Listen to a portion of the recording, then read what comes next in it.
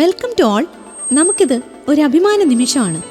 നമ്മുടെ പത്തനംതിട്ട ജില്ലയിൽ നിന്നും, പ്രത്യേകിച്ച് നമ്മുടെ കലഞ്ഞൂർ പഞ്ചായത്തിനു കൂടി അഭിമാനമായ ശ്രീ അഞ്ജലി ദാസിന് ഏറ്റവും മികച്ച മാധ്യമ പ്രവർത്തകയ്ക്കുള്ള ദേശീയ പുരസ്കാരം ലഭിച്ചിരിക്കുകയാണ്. അതിൻ്റെ ആദരവ് ചടങ്ങിനാണ് ഇന്ന് ഈ വേദി സാക്ഷ്യം വഹിക്കുന്നത്. അതിനായി ഇന്നിവിടെ എത്തിയിരിക്കുന്ന എല്ലാ വിശിഷ്ട അതിഥികളെയും ഈ വേദിയിലേക്ക് സ്വാഗതം ചെയ്യുന്നു. ഈ ചടങ്ങ് ഉദ്ഘാടനം ചെയ്യാനും ശ്രീമതി അഞ്ജലി ദാസിനെ ആദരിക്കാനും നമ്മുടെ ജില്ലാ കളക്ടർ ബഹുമാന്യനായ ശ്രീ പ്രേംകുമാറിനെ ക്ഷണിക്കുന്നു.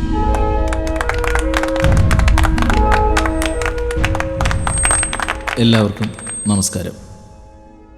നാം ഇന്നിവിടെ കൂടിയിരിക്കുന്നത് ഒരു അഭിമാന നിമിഷത്തിൻ്റെ ഭാഗമായിട്ടാണ്. ആങ്കർ പറഞ്ഞത് നിങ്ങളെല്ലാവരും കേട്ടല്ലോ. ഇന്ന് ഈ ഒരു ചടങ്ങ് പ്രൗഢഗംഭീരമായി തീരണമെന്നാണ് നമ്മളെല്ലാവരും ആഗ്രഹിച്ചത്. പക്ഷേ ചില സാങ്കേതിക സാഹചര്യ കാരണങ്ങളാൽ അത് സാധിക്കാതെ പോയി. എന്നിരുന്നാലും വളരെ അഭിമാനത്തോടു കൂടി ഞാൻ നിങ്ങളോട് പറയട്ടെ, ഇന്നീ വേദിയിലിരിക്കുന്ന നമ്മുടെ പ്രിയപ്പെട്ട അഞ്ജലി ദാസ് എന്ന റിപ്പോർട്ടർ നമുക്കെല്ലാവർക്കും ഒരു അഭിമാനം തന്നെയാണ്. വളരെയേറെ കഷ്ടപ്പാടുകളും ദുരിതങ്ങളും നിറഞ്ഞ അനുഭവങ്ങളിലൂടെ കടന്നു വന്നാണ് പ്രിയപ്പെട്ട അഞ്ജലി ദാസ് ഈ ഒരു അവാർഡിന് അർഹയായത് എന്ന് അവരുടെ ശരീരത്തിൻ്റെ പാടുകൾ, മുറിപ്പാടുകൾ കാണുമ്പോൾ മനസ്സിലാകും. തീർച്ചയായിട്ടും മുറിപ്പാടുകൾ നാളെ ഉണങ്ങിയേക്കാം.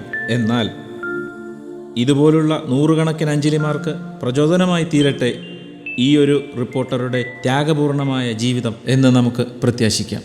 വളരെ അഭിമാനത്തോടു കൂടി ഔപചാരികമായി ഈ ചടങ്ങ് ഞാൻ ഉദ്ഘാടനം ചെയ്യുന്നു.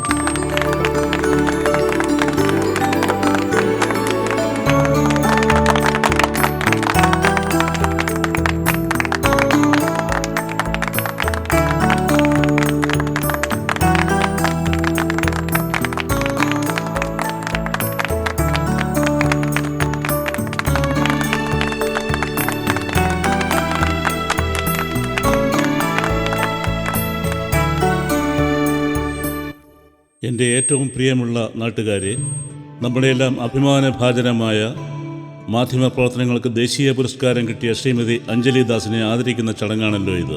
നമ്മുടെ നാടിൻ്റെ അഭിമാനമായ ഈ മഹത് വ്യക്തിയെ പൊന്നാട അണിയിച്ച് ആദരിക്കാൻ ഈ നാടിൻ്റെ MLA എന്ന നിലയിൽ എനിക്ക് അതിയായ സന്തോഷമുണ്ട്.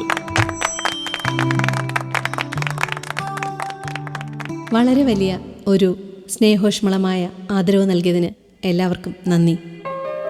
ഇത്രയും പെട്ടെന്ന് ഒരു ദേശീയ പുരസ്കാരത്തിന് അർഹയാവുമെന്ന് ഞാൻ ഒരിക്കലും കരുതിയിരുന്നില്ല. നിങ്ങളെപ്പോലെ തന്നെ ഒരു സാധാരണ പെൺകുട്ടിയായിരുന്നു ഞാനും. നമ്മുടെ കൺമുന്നിൽ നടക്കുന്ന പല അനീതികളും അക്രമങ്ങളും പലരും കണ്ടില്ല എന്ന് നടിച്ചു പോകുമ്പോൾ ഇതിനെതിരെ എങ്ങനെ പ്രതികരിക്കാൻ സാധിക്കുമെന്ന് ആലോചിച്ചപ്പോൾ അതിനുള്ള ഏക മാർഗം മാധ്യമപ്രവർത്തനമാണെന്ന് എനിക്ക് മനസ്സിലാക്കാൻ സാധിച്ചു. അങ്ങനെയാണ് ഞാൻ ജേർണലിസം തിരഞ്ഞെടുത്തത്. 2024 ജേർണലിസം പഠിച്ചിറങ്ങി പല ചാനലുകളിലും ജോലിക്ക് അപ്ലൈ ചെയ്ത് കാത്തിരുന്ന സമയം വീട്ടിൽ TV ന്യൂസ് കണ്ടുകൊണ്ടിരുന്ന ഒരു ദിവസം, ആലുവയിൽ മാഞ്ഞാലിക്കടുത്ത് വീട്ടുമുറ്റത്ത് കളിച്ചുകൊണ്ടിരിക്കുകയായിരുന്ന 4 വയസ്സുകാരി അമൃത എന്ന പെൺകുഞ്ഞിനെയാണ് കാണാതായിരിക്കുന്നത്. സമീപ പ്രദേശത്ത് CCTV പരിമിതമാണ്. സമീപ പ്രദേശങ്ങളിലും തോട്ടിലും കുളങ്ങളിലുമെല്ലാം നാട്ടുകാരും പോലീസും സന്നദ്ധ പ്രവർത്തകരും തിരച്ചിൽ നടത്തുകയാണ്. ആ കുഞ്ഞിൻ്റെ അച്ഛനും അമ്മയും എന്തുമാത്രം വിഷമിക്കുന്നുണ്ടാവും. ആ കുഞ്ഞിനെ എത്രയും പെട്ടെന്ന് ഒരാപത്തും കൂടാതെ കിട്ടിയാൽ മതിയായിരുന്നു. കൊണ്ടുപോകുന്നവന്മാരെന്തൊക്കെ ചെയ്യുമോ എന്തോ. അഞ്ജലി, നീ ഫ്രീ ആണോ? എൻ്റെ കൂടെ ഒന്ന് വരാമോ? എന്തു ചേച്ചി, എവിടെ പോനാ? മോൻ്റെ സ്കൂളിലെ PTAക്ക് പോകാൻ വേണ്ടിയിട്ടായിരുന്നു. ശരി ചേച്ചി, 2 മിനിറ്റ്, ഞാനിപ്പോൾ റെഡി ആയിട്ട് വരാം. എടി മോളെ, നിനക്കൊരു എൻവലപ്പ് കൊണ്ടുവന്നില്ലായിരുന്നോ ആ പോസ്റ്റ്മാൻ? അതെന്തുമായിരുന്നു? അത് ഇന്റർവ്യൂ കാർഡാണമ്മേ. എന്നാ നിന്റെ ഇന്റർവ്യൂ? അത് ഈ വരുന്ന 12-ന്, 2 ദിവസം കൂടിയുള്ളമ്മേ. ആഹാ, അടിപൊളി. ആശിച്ച ജോലി തന്നെയാണല്ലോ കിട്ടിയേക്കുന്നത്. ഉറപ്പിക്കാനായിട്ടില്ല ചേച്ചി, ഇന്റർവ്യൂ അല്ലേ, പോയി നോക്കട്ടെ. ചേച്ചി എന്തായാലും റെഡി നിൽക്കല്ലേ, ഞാൻ പോയി പെട്ടെന്ന് റെഡിയായി വരാം.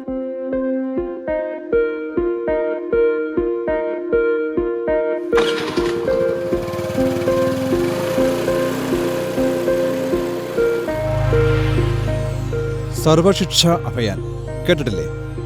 അപ്പോൾ സർവശിക്ഷ അഭയാൻ എന്ന വിഷയത്തെ ആസ്പദമാക്കിയുള്ള ഒരു ക്ലാസ്സാണ് നിങ്ങൾക്ക് തരുന്നത്. ഈ റൈറ്റ് ടു എഡ്യൂക്കേഷൻ എന്നുള്ളത് 2010 സെൻട്രൽ ഗവൺമെൻറ് പാസ്സാക്കിയ ഒരു നിയമമാണ്. നമ്മുടെ നാടായ ഇന്ത്യയിൽ ജനിച്ച ഏതൊരു കുട്ടിക്കും 6 മുതൽ 14 വയസ്സ് വരെ സൗജന്യവും നിർബന്ധിതവുമായ വിദ്യാഭ്യാസം തുല്യമായി ഒരേപോലെ എല്ലാവർക്കും കൊടുക്കുക ജാതിമത വർണ്ണഭേദങ്ങളില്ലാതെ എല്ലാവർക്കും തുല്യമായി കൊടുക്കുക. ഈ നിയമം നടപ്പിലാക്കാനുള്ള അവകാശം ആർക്കാണെന്ന് ചോദിച്ചാൽ ഇന്ത്യയിൽ ജനിച്ച ഏതൊരു പൗരനും അതിനുള്ള അവകാശമുണ്ട്. അപ്പോൾ നമ്മുടെ നാട്ടിൽ ഏതെങ്കിലും ഒരു കുട്ടി, അതായത് ഈ പ്രായത്തിലുള്ള 6-നും 14-നും ഇടയിൽ പ്രായമുള്ള ഈ ഭിക്ഷാടനവുമായി ബന്ധപ്പെട്ടോ അല്ലെങ്കിൽ ഈ ബാലവേലയുമായി ബന്ധപ്പെട്ടോ ഏതെങ്കിലും ഒരു കുട്ടി അങ്ങനെ പോകുന്നത് കണ്ടാൽ നമ്മൾ ബന്ധപ്പെട്ട അധികാരികളെ വിളിച്ചറിയിച്ച് ആ കുട്ടിയെ സ്കൂളിലെത്തിക്കാനുള്ള അവകാശം നമുക്ക് ഓരോരുത്തർക്കുമുണ്ട്.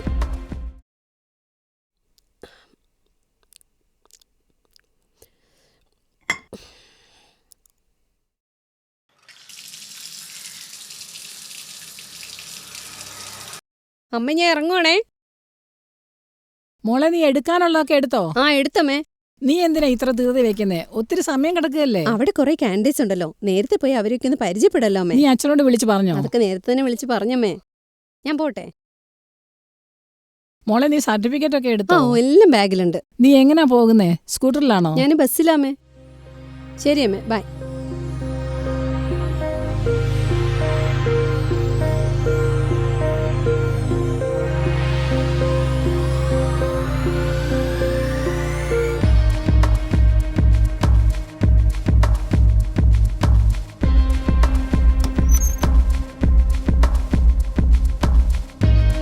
ഇന്റർവ്യൂവിന് വന്നതാണ്. പേരെന്താണ്?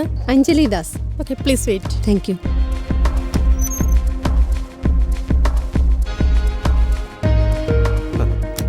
സർ, അവർ 3 പേരും വന്നിട്ടുണ്ട്. വരാൻ പറയും. Okay sir.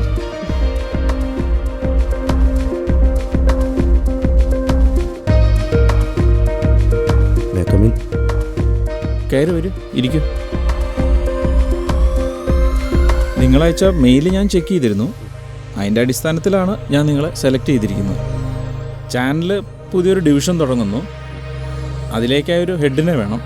അതിൻ്റെ ആവശ്യമനുസരിച്ചിട്ടാണ് നിങ്ങൾ 3 പേര് സെലക്ട് ചെയ്തിരിക്കുന്നത്. നിങ്ങൾ 3 പേരിൽ ഒരാളായിരിക്കും അതിൻ്റെ ഹെഡായി തിരഞ്ഞെടുക്കപ്പെടുന്നത്. അതിലേക്കായി ഒരു ടാസ്ക് തരും. അതിൻ്റെ കാലാവധി 2 ആഴ്ചയായിരിക്കും. ഇതിനു വേണ്ടി ഓരോരുത്തർക്കും ഒരു ക്യാമറ, ക്യാമറാമാൻ, വാഹനം, താമസ സൗകര്യം തുടങ്ങി എല്ലാം ചാനൽ നിങ്ങൾക്കായി തരും. ഓരോ 5 ദിവസം കഴിയുമ്പോഴും നിങ്ങളുടെ വർക്കിൻ്റെ അപ്ഡേഷൻ എന്നെ അറിയിക്കണം. നിങ്ങളുടെ വർക്ക് സെക്യൂർഡ് ആയിരിക്കും. ഒരാളും പുറത്തറിയില്ല. നിങ്ങൾ തയ്യാറാണോ?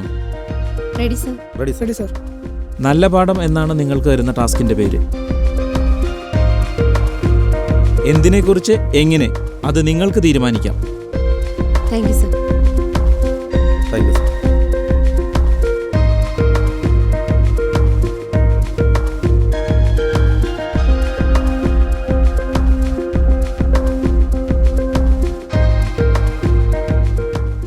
ഒരു നിമിഷം. നിങ്ങളുടെ ടാസ്കിൽ നിങ്ങൾ പരസ്പരം സഹായിക്കാനോ അതുപോലെ ഉപദ്രവിക്കാനോ പാടില്ല. നിങ്ങളെ മോണിറ്റർ ചെയ്യാൻ എപ്പോഴും ചാനലിൻ്റെ ഭാഗത്തു നിന്ന് ഒരാളുണ്ടാവും. Your time starts now. Okay sir. Okay sir.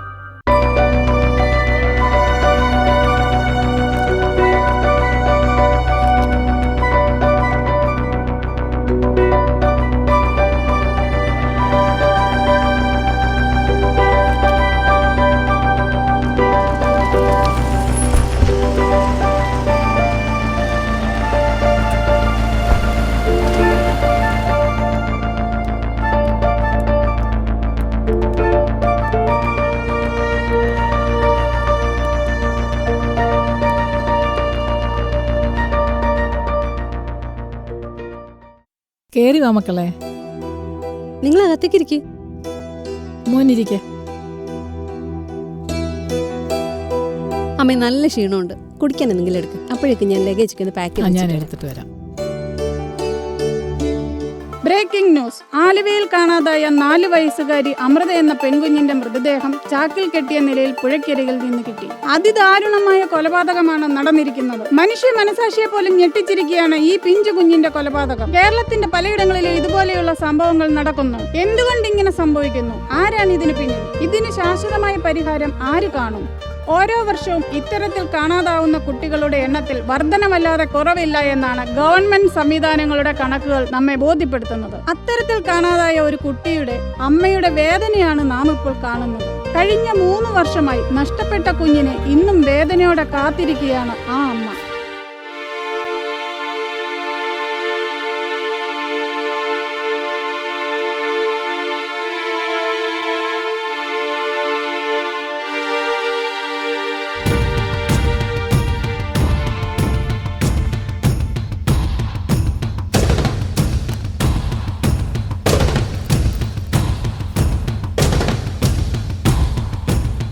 മോളെ നീ പോയിട്ടെന്തായി?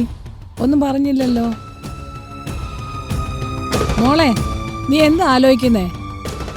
എന്തായി അവിടെ പോയിട്ട്? മോളെ ഞാൻ ചോദിച്ചത് കേട്ടില്ലേ? എന്തായി അവിടെ പോയിട്ടെന്ന്? ഇന്റർവ്യൂ കഴിഞ്ഞു. 2 ആഴ്ചത്തേക്ക് ഞങ്ങൾ 3 പേർക്കും ടാസ്ക് തന്നിട്ടുണ്ട്. അതിൽ വിജയിച്ചാൽ മാത്രമേ ജോലി സ്ഥിരപ്പെടുകയുള്ളൂ. മോളെ നീ അച്ഛനോട് വിളിച്ച് പറഞ്ഞോ? അമ്മയെ ഞാൻ അച്ഛനെ വിളിച്ച് പറഞ്ഞോളാം. അമ്മയും കൂടെ ഒന്ന് പറഞ്ഞേക്ക്. ഞാൻ വിളിച്ച് പറഞ്ഞേക്കാം. കിഷോറെ, നമ്മൾ താമസിക്കുന്നതിനുള്ള സ്ഥലം എവിടെയാണെന്ന് കിഷോറിന് അറിയില്ലേ? അറിയാം. എന്നാ നമുക്ക് ഇറങ്ങാം. ഞാനെന്താ വണ്ടി ഇറക്കിയിടാം. ശരി.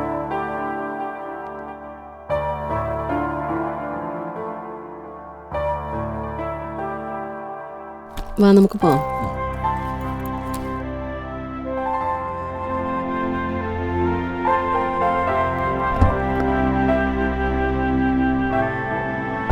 അമ്മ,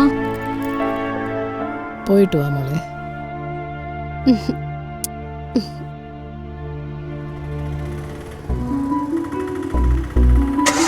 അപ്പോൾ ശരി അമ്മ.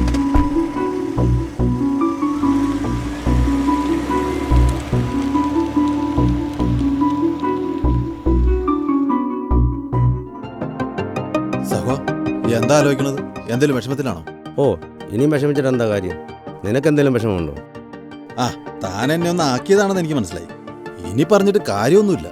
എന്തായാലും പെണ്ണുങ്ങളുടെ കൂടെ ജോലി ചെയ്യാനുള്ള ഒരു ഭാഗ്യം നമുക്കില്ല. അതിന് ഇനി വിഷമിച്ചിട്ട് എന്താ കാര്യം? നമുക്ക് 2 പെഗൊക്കെ അടിച്ച് തന്ന ടാസ്ക് പൂർത്തീകരിച്ചും കൊടുക്കാം. ടാസ്കിന് പറ്റിയ ഐഡിയ വല്ലതും ഉണ്ടോ?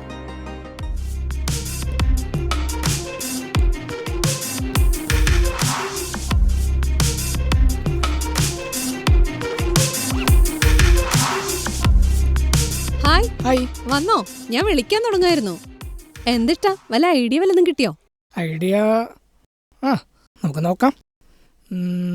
കേരളത്തിലെ നല്ല പാഠം പദ്ധതിയുമായിട്ട് ബന്ധപ്പെട്ട് ഏറ്റവും മികച്ച സ്കൂളുകളിൽ പോയിട്ട് നമുക്ക് ഏറ്റവും മികച്ച റിപ്പോർട്ട് തയ്യാറാക്കാം. ഓക്കേ, അതിനാദ്യം നമുക്ക് മികച്ച സ്കൂൾ കണ്ടെത്തണ്ടേ? യൂട്യൂബിൽ സെർച്ച് ചെയ്യാം. പിന്നെ വിവരാവകാശ പ്രകാരം ലിസ്റ്റ് എടുക്കാം. വേറെ ഐഡിയ വല്ലതും കിട്ടിയാൽ ഞാൻ വിഷ്ണുവിനോട് പറയാം. ഓക്കെ. പിന്നെ എപ്പോ പോവാം? ഇനിയിപ്പം 2 ആഴ്ചയല്ലേ സമയമുള്ളൂ. നമുക്ക് ഇപ്പൊ തന്നെ റെഡി ആയിട്ട് ഇപ്പൊ തന്നെ പോവാം. ആ, ഞാൻ ഓൾറെഡി എല്ലാം സെറ്റാണേ. എല്ലാം പാക്ക് ചെയ്ത് വെച്ചിരിക്കാ. നിനക്ക് വേണ്ടിയല്ലേ കമ്പനി എന്നെ ക്യാമറാമാനായി വെച്ചിരിക്കുന്നത്. അപ്പൊ ഒരു കാര്യം ചെയ്യ്, നമുക്ക് ഇപ്പൊ തന്നെ റെഡി ആയി പോവാം. ഡോ, ടാസ്ക് സിമ്പിളാണോ ടഫാണോ? എന്ത് തോന്നുന്നു? കേൾക്കുന്നവർക്ക് സിമ്പിളായിട്ട് തോന്നിയേക്കാം, പക്ഷെ ഞാനതിന് ടഫായിട്ട് തന്നെ എടുത്തിരിക്കുന്നത്. ടാസ്ക് ടഫാണെന്ന് തോന്നുന്ന തരത്തിലുള്ള എന്തെങ്കിലും ഐഡിയ കിട്ടിയോ? ആ, ചില കാര്യങ്ങളൊക്കെ നോക്കുന്നുണ്ട്. വ്യക്തത വരുത്തിയിട്ട് പറയാം. ആ ശരി, താൻ ആലോചിക്ക്. എനിക്ക് കുറച്ച് മെയിൽ അയക്കാനുണ്ട്.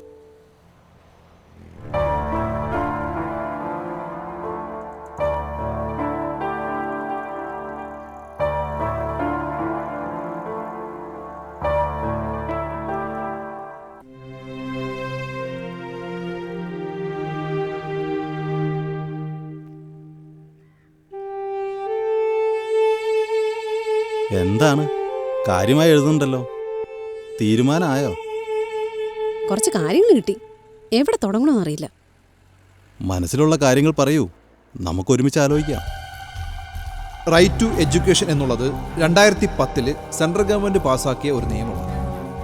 6-നും 14-നും ഇടയിൽ പ്രായമുള്ള ഈ ഭിക്ഷാടനവുമായി ബന്ധപ്പെട്ടോ അല്ലെങ്കിൽ ഈ ബാലവേലയുമായി ബന്ധപ്പെട്ടോ ഏതെങ്കിലും ഒരു കുട്ടി അങ്ങനെ പോകുന്നത് കണ്ടാൽ ആ കുട്ടിയെ സ്കൂളിലെത്തിക്കാനുള്ള അവകാശം നമുക്ക് ഓരോരുത്തർക്കും ഉണ്ട്.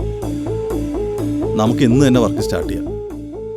മാധ്യമപ്രവർത്തകരായിട്ടല്ല, 2 സാധാരണക്കാരായിട്ട് നമുക്കൊരു സ്ഥലം വരെ പോവാം. നമുക്ക് ഇപ്പം തന്നെ പോവാം. ശരി, ഞാനൊന്ന് റെഡി ആയിട്ട് വരാം. ഓക്കെ.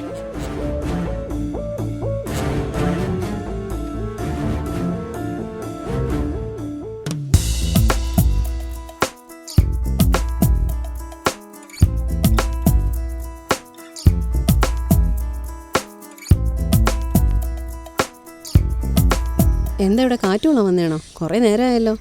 നിൽക്കേ, തനിക്കൊട്ടും ക്ഷമയില്ലല്ലോടോ. ഒന്ന് വെയിറ്റ് ചെയ്യേ.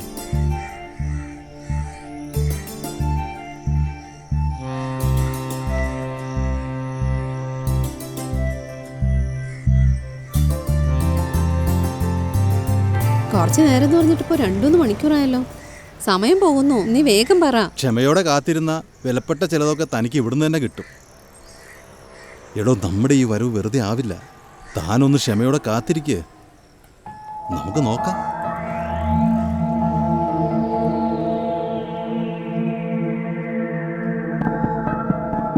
ഡോ, ഞാനൊരു കാര്യം പറഞ്ഞില്ലേ, ദാ നോക്കാം.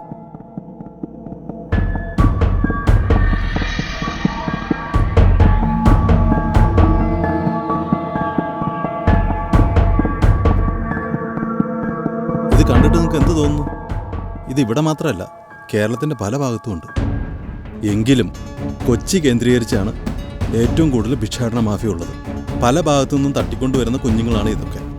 ഈ കുട്ടികൾ വളർന്നാണ് കൊടും കുറ്റവാളികളും ലഹരി മാഫിയകളും ഒക്കെ ആവുന്നത്. ഉദാഹരണം ഗോവിന്ദസ്വാമി. ഇവനൊക്കെ വേണ്ടി പൊടി കുത്തിയ വക്കീലന്മാർ വരെ ഇവിടെയുണ്ട്. എവിടുന്നാണ് ഇതിനൊക്കെ പണം?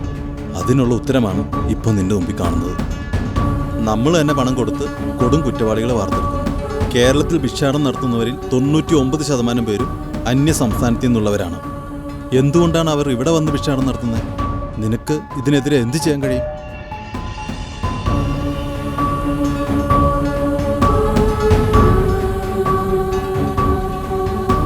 മോളുടെ പേരെന്താ?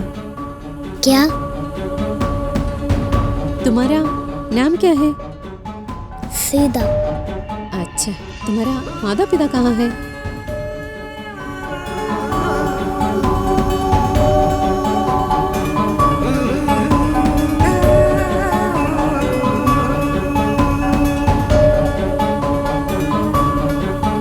കിഷോറെ, നമുക്ക് 1098 വിളിച്ചാലോ? ഒരു കാര്യമില്ലെന്നേ. ഞാൻ ഇന്നിവിടെ വരാറുള്ളതാ, ഈ കുട്ടികളെ കാണാറുള്ളതാ.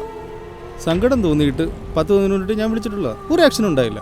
അന്ന് അവർ ആക്ഷൻ എടുത്തായിരുന്നെങ്കിൽ ഈ കുട്ടി നല്ല സ്കൂളിൽ പഠിക്കുകയും ചെയ്തേനെ, മാതാപിതാക്കളെന്ന് പറയുന്നവർ ജയിലിൽ കിടന്ന് ജോലി ചെയ്ത് സമ്പാദിക്കുകയും ചെയ്തേനെ. ഇതൊന്നുമല്ല. രാത്രി നിങ്ങൾ മെട്രോയുടെ കീഴിൽ കൂടെ ഒന്ന് നടന്നു നോക്ക്. ഈ കുഞ്ഞുങ്ങൾ നേരിടുന്ന പ്രയാസങ്ങളും ബുദ്ധിമുട്ടുകൾ തീർച്ചയായും നിങ്ങൾക്ക് മനസ്സിലാവും. ഇവരുടെ മാതാപിതാക്കളെന്ന് പറയുന്നവർ കാട്ടിക്കൂട്ടുന്ന പേക്കൂത്തുകൾ കണ്ടാൽ തന്നെ അറിയാം ഇവർ അവരുടെ കുട്ടികളെ അല്ലെന്ന്. ഞാൻ പറഞ്ഞത് കാര്യമാക്കണ്ട. നിങ്ങളൊന്ന് വിളിച്ചു നോക്ക്. ഒരു കുട്ടിയെങ്കിലും രക്ഷപ്പെടുന്നെങ്കിൽ രക്ഷപ്പെടട്ടെ. നമ്മുടെ സ്ഥാനത്ത് മാധ്യമപ്രവർത്തകരോ രാഷ്ട്രീയക്കാരോ ആയിരുന്നെങ്കിൽ അവർ ഓടിയെത്തിയേനെ. മനസ്സിലായില്ലേ? പോട്ടെ നമ്മളെ.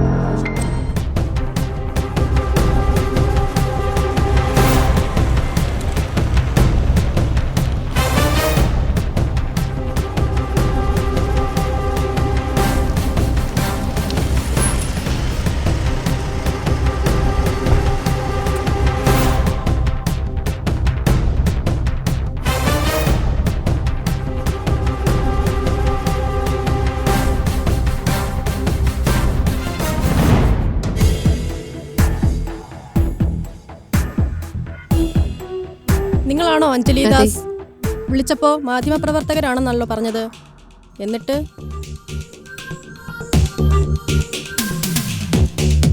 കുട്ടി എവിടെ?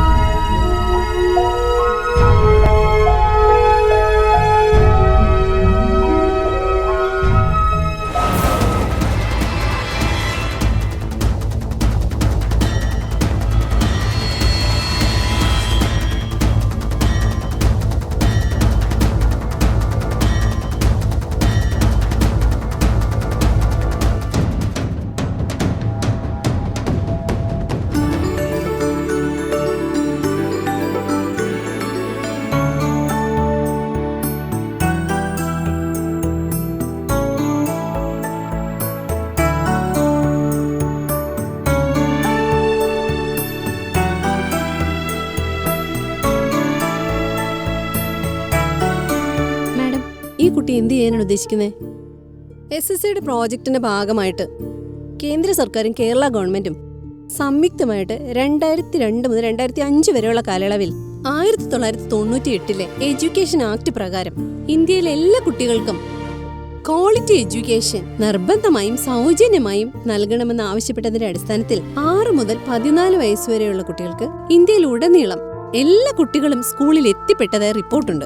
എന്നിട്ട് പോലും ഈ 2025 കേരളത്തിന്റെ പല ഭാഗങ്ങളിലും ഭിക്ഷാടനവും ബാലവേലയുമായിട്ട് ഒരുപാട് കുട്ടികൾ തെരുവിൽ അലഞ്ഞു തിരിഞ്ഞു നടക്കുന്നുണ്ട്. ഈ നിയമം നടപ്പിലാക്കാൻ ഓരോ പൗരനും അവകാശമുള്ളപ്പോൾ സാധാരണക്കാർ വിളിച്ചാൽ ആക്ഷൻ എടുക്കാത്ത ഉദ്യോഗസ്ഥരാണ് ഈ മാഫിയയെ വളർത്തുന്നത്. ഈ കുട്ടിയിലൂടെ ഇതിനൊരു അവസാനം ഉണ്ടാവണം. ഉണർന്ന് പ്രവർത്തിച്ചേ പറ്റൂ.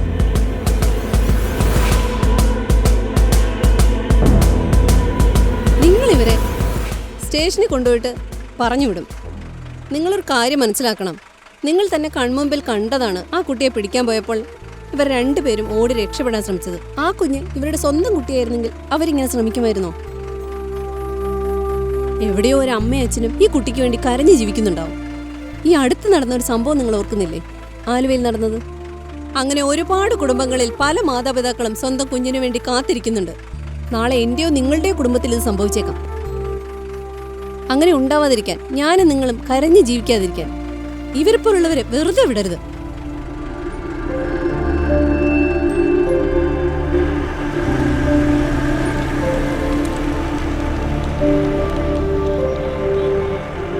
കുട്ടികളിൽ നിന്നല്ല, മുതിർന്നവരിൽ നിന്ന് തുടങ്ങണം നല്ല പാഠം.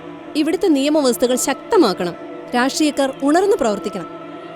മതം തിന്ന് ജീവിക്കുന്നവർ അതുപോലെ ഒരു സാധാരണക്കാരന്റെ ഒരു ദിവസത്തെ അധ്വാനത്തിന്റെ ഒരു വിഹിതമെടുത്ത് സിനിമ കണ്ട് സെലിബ്രിറ്റികളായവർ ഒക്കെ കണ്ണു തുറക്കുക. അതിനുത്തമ ഉദാഹരണമാണ് കന്നഡ സിനിമാ നടൻ പുനീത് കുമാർ. എന്റെ പോരാട്ടം ഞാൻ ഇവിടെ തുടങ്ങുകയാണ്. ക്യാമറമാൻ കിഷോറിനൊപ്പം അഞ്ജലി ദാസ്.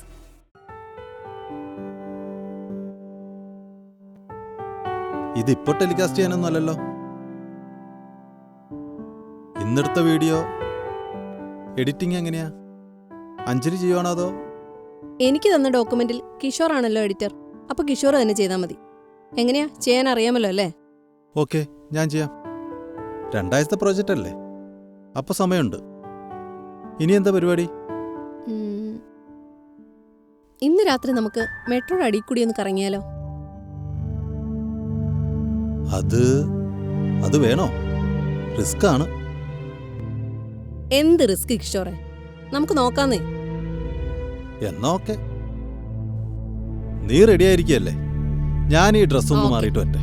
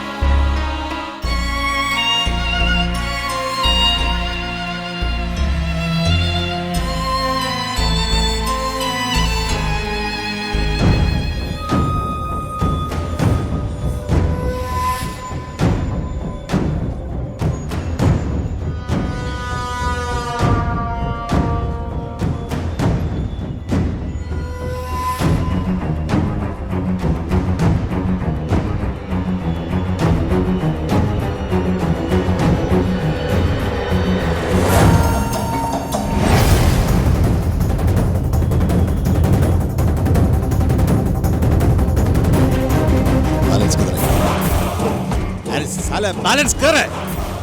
अरे सर उतर। आराम ही बॉस चला। पैसा नहीं पड़ी। बॉस उधर देखो उधर देखो।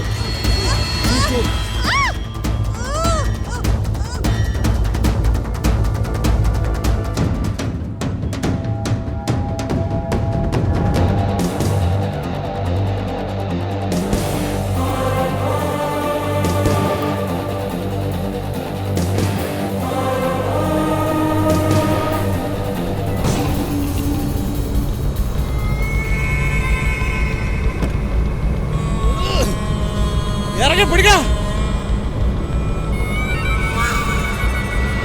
ഇടിച്ച് കരടാ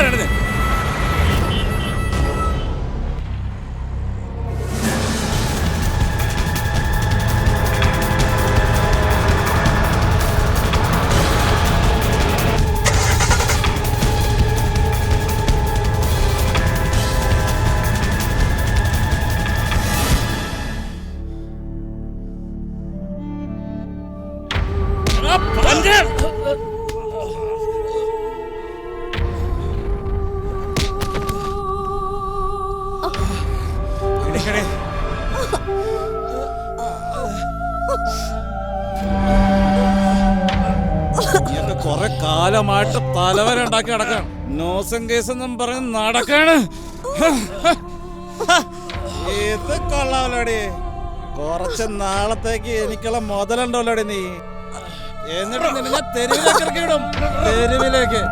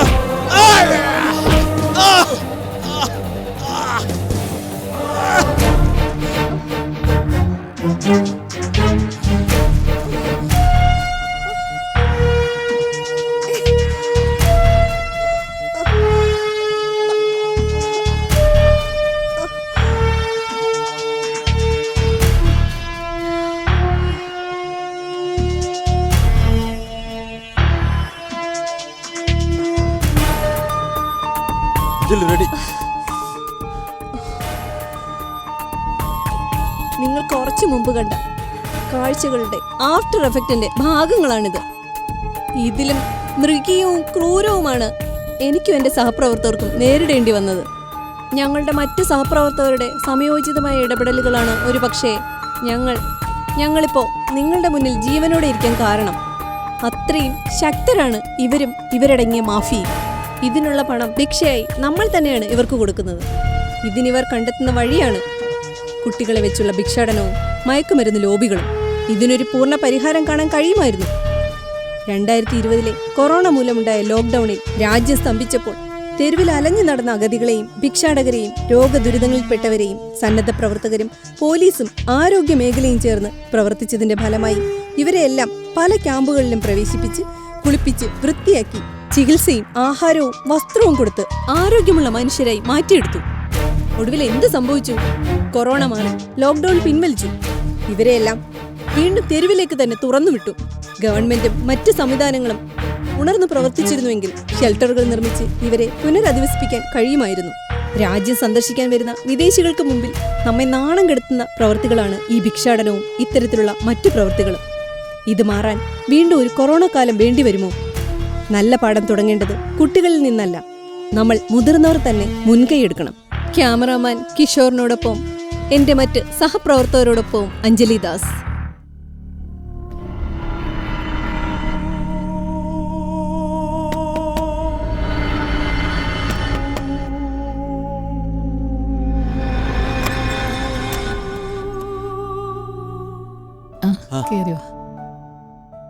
എങ്ങനെയുണ്ട്? ഓക്കെ അല്ലേ? സിഇഒ വരാണ്ടിരുന്നാണ്. ആള് സ്ഥലത്തില്ല, പകരം HR വരുന്നുണ്ട്. അയ്യോ, എനിക്ക് ഞാനൊരു ഗിഫ്റ്റ് എടുത്ത് വെച്ചിട്ടുണ്ട്, എടുക്കാൻ മറന്നുപോയി. ഞാൻ ഇപ്പൊ പോയിട്ട് വരാം. ഓക്കെ?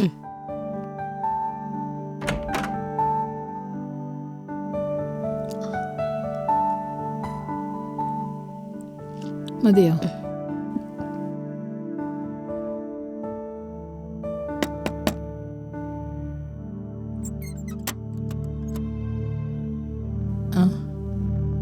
ഇപ്പൊ എങ്ങനെയുണ്ട്? സ്റ്റിച്ചെടുത്തതിന്റെ വേദനയ്ക്ക് ഇപ്പൊ മാറിയോ? കൂളായിരിക്കും കേട്ടോ. 2 ദിവസം കഴിഞ്ഞ് വീട്ടിൽ പോവാം. ഓക്കെ? മെഡിസിനൊക്കെ എഴുതിയിട്ടുണ്ട്, കൃത്യമായിട്ട് കൊടുക്കണം. വേറെ കുഴപ്പമൊന്നുമില്ല. മോളെ എങ്ങനെയുണ്ട്? നിനക്കൊരു ടാസ്ക് തന്നു, പക്ഷെ നീ അതിനകത്ത് ഫെയിലായി പോയി. ഇതിനിടയ്ക്ക് ഇതൊക്കെ വന്നു പോയത് കൊണ്ട് കുഴപ്പമില്ല. സാരല്ല സാറേ, ഞാനിതിന്റെ വിധിയെ കണ്ടോളാം. കിഷോർ, കൺഗ്രാജുലേഷൻസ്, നീയാണിനി ചാനലിന്റെ ഹെഡ്. സർ, ഞാനോ? അതെ മോളെ, ഇനി നീയാണ് നമ്മുടെ ചാനലിന്റെ ഹെഡായിട്ട് ഇരിക്കേണ്ടത്. Thank you sir. ഇന്ന് ലോകം മൊത്തം സംസാരിക്കുന്നത് നിന്നെക്കുറിച്ച് മാത്രമാണ്. നീ ഒരു കാര്യം ചെയ്, ടിവിയിലോട്ടൊന്ന് നോക്കിക്കേ. Breaking news. ഏറ്റവും മികച്ച മാധ്യമ പ്രവർത്തകയ്ക്കുള്ള ദേശീയ പുരസ്കാരം നേടിയിരിക്കുകയാണ് മിസ് അഞ്ജലി ദാസ്. സ്വന്തം ജീവൻ പോലും വകവെക്കാതെ ദുർഘടമായ വഴികളിലൂടെ സഞ്ചരിച്ചാണ് അഞ്ജലി ദാസ് ഈ അവാർഡിന് അർഹയായത്. കേരളത്തെ ഇത്രയും പിടിച്ചുകുലുക്കിയ ഒരു റിപ്പോർട്ട് ഉണ്ടായിട്ടില്ലെന്ന് തന്നെ പറയാം. മിസ് അഞ്ജലി ദാസിന്റെ റിപ്പോർട്ട് ചൈൽഡ് ഹെൽപ്പ് ലൈൻ ഉണർന്നു പ്രവർത്തിക്കുകയും അപ്പോൾ തന്നെ ആക്ഷൻ എടുക്കുകയും ചെയ്തു. കൊച്ചിയിലെ പല ഭാഗത്തു നിന്നും ഭിക്ഷാടന മാഫിയയിൽ നിന്നും അവർ കുട്ടികളെ രക്ഷപ്പെടുത്തി. മറ്റുള്ളവരെ പോലീസും കൊണ്ടുപോയി. ഒരു കുട്ടിയുടെ മിസ്സിംഗ് കേസ് റിപ്പോർട്ട് ചെയ്ത് മണിക്കൂറിനുള്ളിലാണ് ഇത്തരത്തിൽ ഒരു സംഭവം അരങ്ങേറുന്നത്. ഇതിൽ എടുത്തു പറയേണ്ടുന്ന കാര്യം ഈ കുട്ടിയും ആ കുഞ്ഞുങ്ങളുടെ കൂട്ടത്തിൽ ഉണ്ടായിരുന്നു എന്നുള്ളതാണ്. ഈ റിപ്പോർട്ട് സ്റ്റേറ്റ് ഗവൺമെന്റിന്റെയും സെൻട്രൽ ഗവൺമെന്റിന്റെയും ശ്രദ്ധയിൽപ്പെട്ടിട്ടുണ്ട്. നടപടികൾ ഉടൻ ഉണ്ടാവുമെന്ന് പ്രതീക്ഷിക്കുന്നു. മിസ് അഞ്ജലി ദാസിന്റെ റിപ്പോർട്ടാണ് ഇതിനെല്ലാം കാരണം. അതിന് നമ്മൾ അഞ്ജലി ദാസിനെ എത്ര അഭിനന്ദിച്ചാലും മതിയാവില്ല. ഈ റിപ്പോർട്ടിന് കിട്ടിയ ഏറ്റവും വലിയ അംഗീകാരമാണ് മിസ് അഞ്ജലി ദാസിനെ തേടിയെത്തിയ ഏറ്റവും മികച്ച മാധ്യമ പ്രവർത്തകയ്ക്കുള്ള ദേശീയ പുരസ്കാരം. അഞ്ജലി ദാസ് ഇപ്പോഴും ഹോസ്പിറ്റലിൽ തന്നെയാണെന്നാണ് നമുക്ക് കിട്ടിയ വിവരം. അഞ്ജലി എത്രയും പെട്ടെന്ന് സുഖം പ്രാപിച്ചു വരട്ടെ.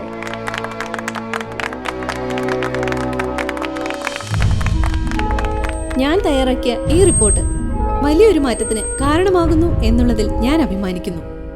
വളരെ ചെറിയ പരിമിതിക്കുള്ളിൽ നിന്നുകൊണ്ട് എനിക്ക് ഇത്രയൊക്കെ ചെയ്യാൻ സാധിക്കുമെങ്കിൽ നമ്മൾ ഒരുമിച്ച് നിന്നാൽ എന്തൊക്കെ ചെയ്യാൻ സാധിക്കും ഈ നാടിനു വേണ്ടി. ഓരോ ഗ്രാമങ്ങളും ഉണർന്നു പ്രവർത്തിച്ചാൽ നമുക്ക് വലിയ മാറ്റങ്ങൾ ഉണ്ടാക്കാൻ സാധിക്കും. അതിനായി നിങ്ങൾക്ക് എന്ത് ചെയ്യാൻ കഴിയും?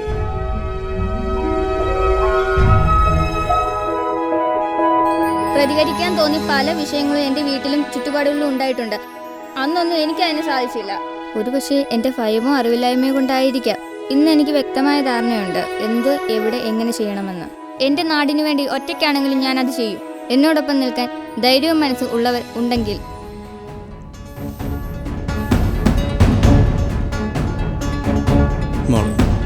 നിന്റെ കൂടെ ഞാനും ഉണ്ട്.